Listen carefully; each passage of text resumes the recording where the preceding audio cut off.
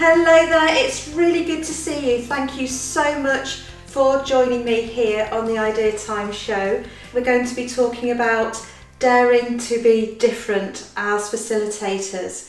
And we're going to be thinking about, well, what does that mean? What is daring to be different? Why is it important? What gets in the way?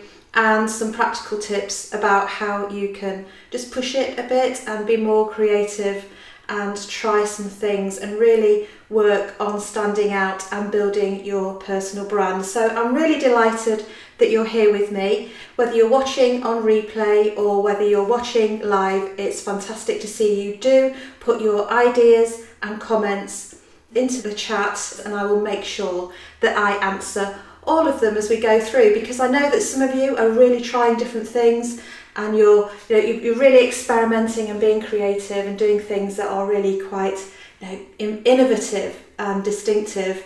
And I know as well from the questions that I've had that some of you are saying, well, actually I'd like to try some stuff but I'm not feeling particularly confident about that and I'm playing it safe, and really I'd love some tips on how I can push things a little. So that's our subject. It's going to be a really great show. I'm super pleased that you've joined, and I'll see you in a moment just after this.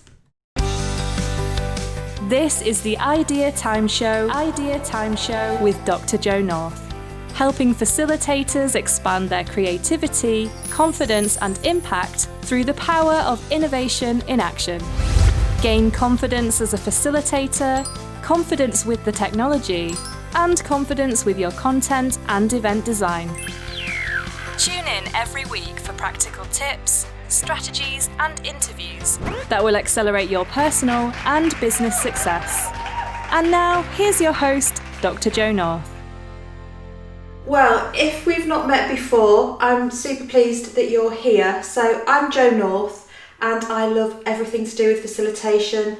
I facilitate and I also train people to facilitate. I write about it, I podcast about it, I vlog about it, and as you can see, I really, really enjoy it. I think it's such a gift that we have as facilitators to bring people together, create an experience, do great work, and really tap into the collective creativity and wisdom in the room. So I'm here to help you expand your creativity, confidence and impact as a facilitator. Now, I said earlier that our subject is daring to be different. And I'm going to start with a bit of a story actually, because what made me think about this was right at the beginning of lockdown, I decided that I was going to use the time to really do some business development. I mean, I was working, have been just as busy as ever, but really thinking about how I could use some time really productively to get some learning. And I did a social media survey from people who followed me, interacted with me, but had never met me in person or who had never worked with me directly, to get their perceptions. And it was really fantastic. I had some very valuable, very kind, very generous feedback from people. And I'm sure you might be a little bit the same. I'm always interested in, well, what could I do better? And I asked a question which was, what might stop people working with me? And I had a couple of responses. It was only a couple, but it really made me think, which were, well, you're so creative and you're very different and sometimes you're a bit out there with some of the things that you do. So the feedback was that maybe corporates won't like you, or maybe corporates will be turned off working with you. Maybe you wouldn't do well working with an institutionalised hierarchy, was one of the exact phrases that was used. And I thought that's really, really, really interesting. The first thing is, I actually thought it said as much about people's perceptions of the corporate world as it did about their perceptions about me, which was interesting. But actually, the vast majority of my work is with corporates. I work internationally with big organisations, doing all sorts of stuff, and I show up, I'm me, I do what I do, I try and do the very best job I possibly can, at all times of course, but I am that sort of creative, out there, different person when I'm working with people as well. So really interesting piece of feedback. And I thought, well, I wonder if sometimes people aren't, playing to their full potential, if they're not letting that personality shine through, if they're not really being as innovative, creative as they can be and trying things. And as I started to talk to some people in my Idea Time membership, which is for facilitators and other people that I coach with their facilitation, especially since we've gone so much more online, they were feeling the same. There were things they wanted to do, but actually I've been working with them to push that further and to try some of the things that they want to do and give them the confidence to do that successfully and also learn. So what does daring to be different actually mean? Well, firstly, it's not about being different just for its own sake. It's not about just, being gimmicky, being quirky, just trying to stand out, trying to grab attention. That's not what this is about. It's about being distinctive in a way that brings value for the clients that you serve, for the participants that you have in your sessions. And how you can be distinctive, how you can be different, is through how you inform, how you educate, how you entertain, how you lead, through the style that you have in the way that you interact, through how you package and brand what you do, and also from how you put activities together, how you choose to do them, and so on. So there's lots of really practical ways that you can be different. And you might say, well, yeah, so what, but why does it matter? Why do I, as a facilitator, have to be different? Well, you don't have to be anything. But I'm suggesting it's useful to think about the question, how daring are you and how different are you? Because it's a really useful one to ponder, and I'll explain why. We all have a brand.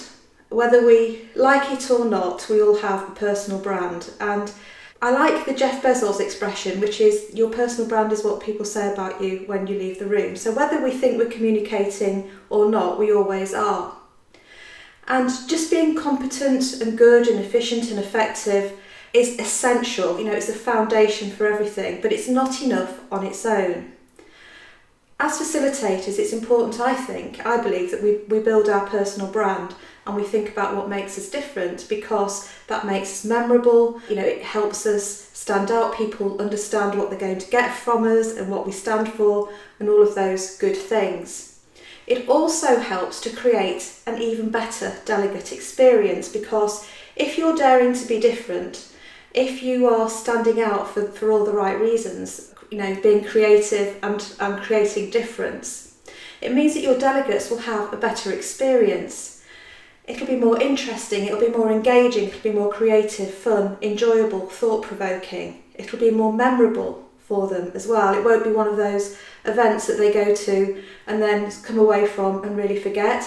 And I think, I know that we're all so committed to what we're doing. We really want to make the impact that we set out to make, and that's super important to us as facilitators. We're very service driven, I think, aren't we?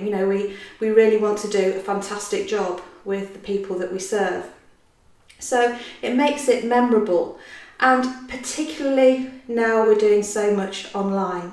There's so much Zooming, lots of back-to-back meetings. I think participants are going into all sorts of stuff in their organisations. So when they come into the room, whether it's virtual or physical room with us, then they're going to get something different. They're going to be pleasantly surprised. It's something to look forward to if they've worked with us before. Yeah, it's something that's going to take them back a little bit if they haven't, in a really good way, and go, okay, I like this. This is different. This is really interesting.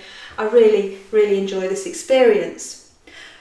So being different is really, really good, as long as it's different for all the right reasons and in ways that help. And I think that is through being you, bringing your whole self into the room and really sort of creating different experiences. And I know I've had many questions around, but it's not, particularly online, it's not the same as when we're in person, and it's different. But it can still be as good as being in person, just in different ways, and we need to think it through. So what's stopping us? What's stopping us being as different and as daring as we would like to be sometimes? Well, I think, there's a number of things. The first one is limiting beliefs. We've all got them. These are sort of self-imposed constraints, really. Things that we think will be true, but but we haven't really tested. We're just assuming that they're going to be the case. So I'll give you for an example. Through my career, I've had all sorts of leadership roles. I've moved from supermarket retail. Out of that, I was in publishing and accounting before that. I did a modern languages degree before that. Out of retail marketing, I moved into HR, moved back into retail again, and then I moved into being a leader, a director of a group of transport companies, and then moved from sector, from bus to rail, oh gosh, and all sorts of things, you know. And I don't think that there's any reason why we shouldn't move sectors. I don't think there's any reason why we shouldn't change what we do, because our skills are transferable, yeah. But I have worked with people who thought, well, that's the sector they're in, you know, that's the only place that their skills will be useful, and that's not the case. So sometimes those self-limiting beliefs, those self-imposed constraints that aren't really there can sometimes get in the way, so have a think about that. Also, we don't want to do anything too quirky in case it's not socially acceptable, in case people judge us or judge what we're doing.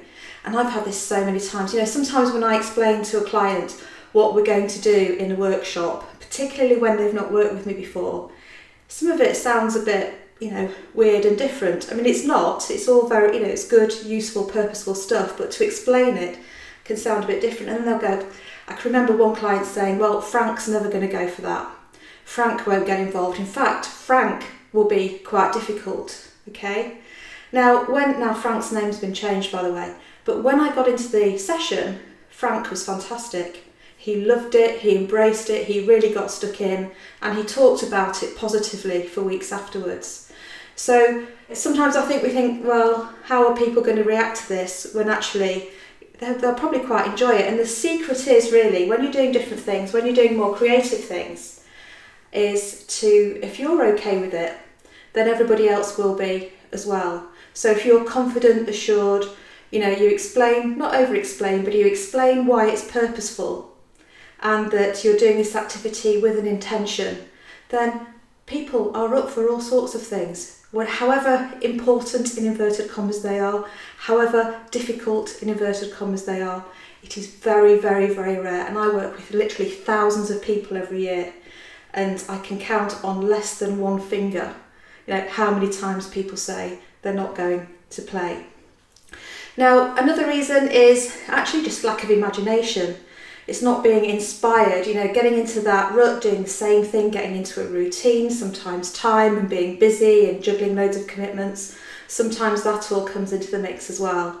And I think this is where it's brilliant that you're in this group here, you know, that we're in this community, the Workshop Facilitators group. It's fantastic because what we can do is we can share ideas, we can learn from each other, and we can be inspired and look at, you know, all the great practice, the fantastic work that's going on around us. And I think it's all about risk taking, you know, we'll push ourselves, but there's a sense of, well, there's a risk involved in that. But there are ways that you can reduce that risk. You can practice things with a safe group of people before you go live. And, you know, as long as you can sort of recognise where things fit in and maybe try different things at different times, then that will work really well for you. But a nice tool that I use, sometimes if I'm going to try something a little bit different, I might say, I just want to try something out, you know, and I'll ask the delegates permission. If I can just try something out for a few minutes, we'll see how it goes. And usually it takes off, you know, and we actually use the stuff and we keep going with the thing I'm trying out because it works really well. But just to give yourself a bit of confidence with something that you're not sure would work, and you think, well, it could be brilliant if it works. And actually, if it doesn't work, not so sure, but I know there's potential in this. Maybe just saying up front, you know, just trying this out. And people are really happy to try things out. Obviously, don't try everything out all the way through your workshop. Just maybe do it once and pick your thing. So a lot of the questions that I've been getting around daring to be different are, well, I'm worried that people, you know, will react and not like it. Well, as I've said, you know, if you're okay with it, then so will everybody else be.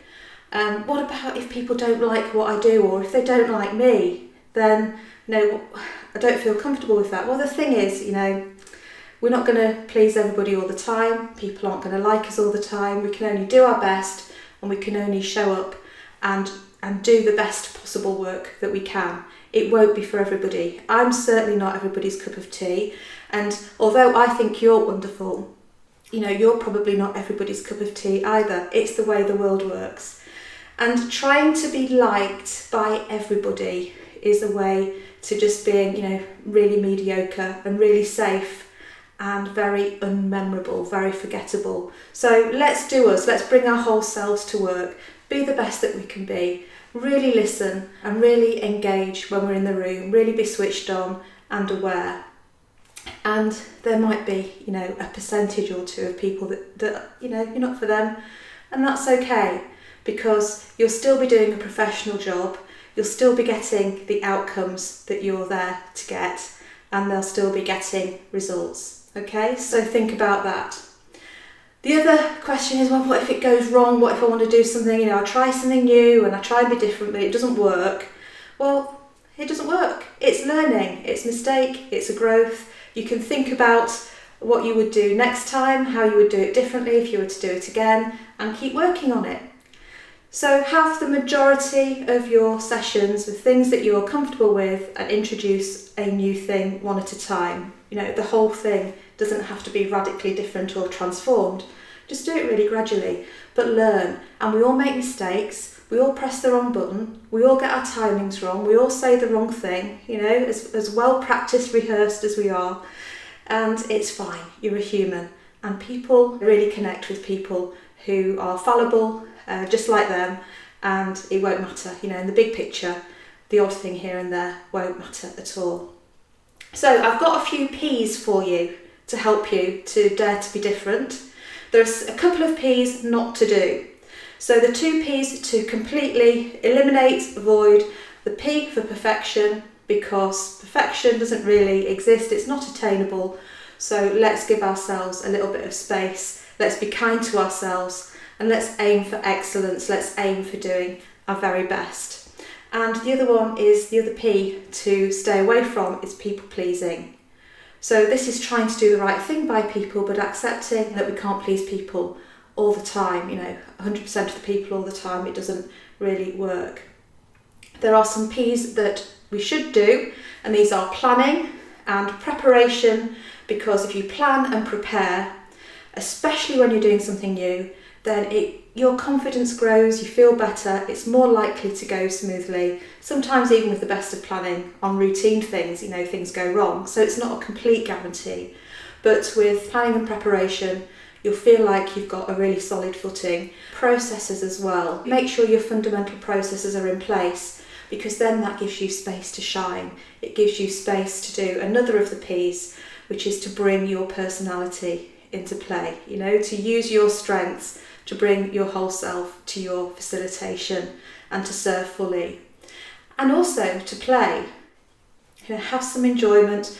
We know from a lot of innovation research, certainly I've read hundreds of pieces of research on innovation as part of my PhD, and playfulness drives creativity, it supports collaboration, so have fun with it and don't take everything too seriously. And I'm sure you don't anyway, but it's just one of my P's, so I thought I'd include it for you.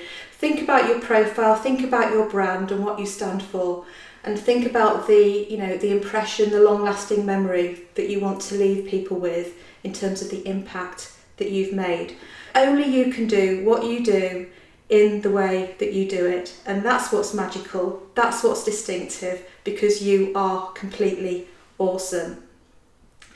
And actually, if you want to have a think about your style, if you want to think about being very values led and what you stand for and what your brand is all about, then I've got another free program for you.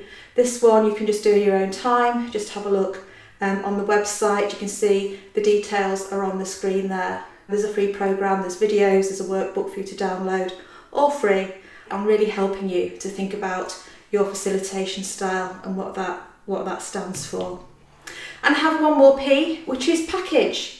You can package your activities, you can call them things, you can give them a distinctive look, you can deliver them in a certain way. So I've got a tool that I've created which is a combination of 3 or 4 things. I use it in my own special way and I call it futurescaping.